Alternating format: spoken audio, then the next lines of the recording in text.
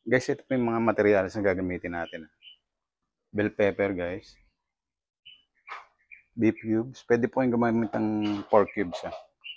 Tomato sauce. Paminta. Green peas. 2 rino po. Bali, 2 kilong baboy po. Oyster sauce. Tsaka tomato paste. Bawang at sibuyas po. Pork caldereta po lulutuin natin. Tara, gawin na natin to. Guys, yung baboy napakuluan ko na pala to. Na pressure cooker ko. Kaya malambot na to. Hindi na natin kailangan lutuin pa. Magpa-pan fry lang po tayo. Pa-pan fry po natin tong patatas at carrots. Painit na tayo ng mantika, guys. Lagyan na natin to, guys. Pwede na to, guys. I-set aside na natin.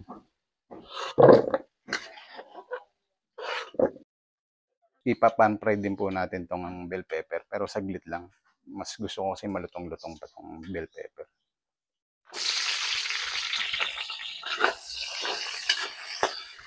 Hanguin na natin. Yung humalo lang yung lasa niya sa mantika. Goods na yun. Guys, magigisa na tayo. Pagsasabay na natin to. Damihan nyo ng sibuyas, guys. Masarap to pag maraming sibuyas. Gita yung tomato paste, guys. Konting tomato paste lang. Lagyan na rin natin tong oyster sauce. Maganda yung kulay ng... Lagyan na natin tong baboy, guys.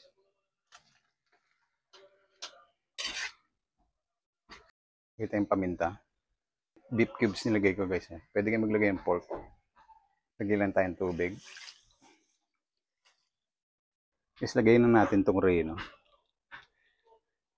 Yan. 2 rino. Lagyan na rin natin tong tomato sauce. Lagay na rin natin tong carrots at patatas. Green peas. Pasensya na kayo mga idol, nawalan ako ng audio. Kaya voice over na lang ako.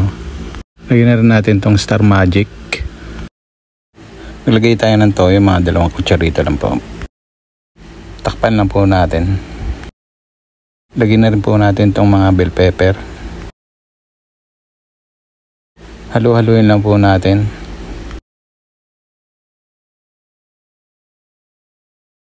Ayan mga idol, luto na po ang pork caldereta. At pwede na po tayo mag-plating mga idol.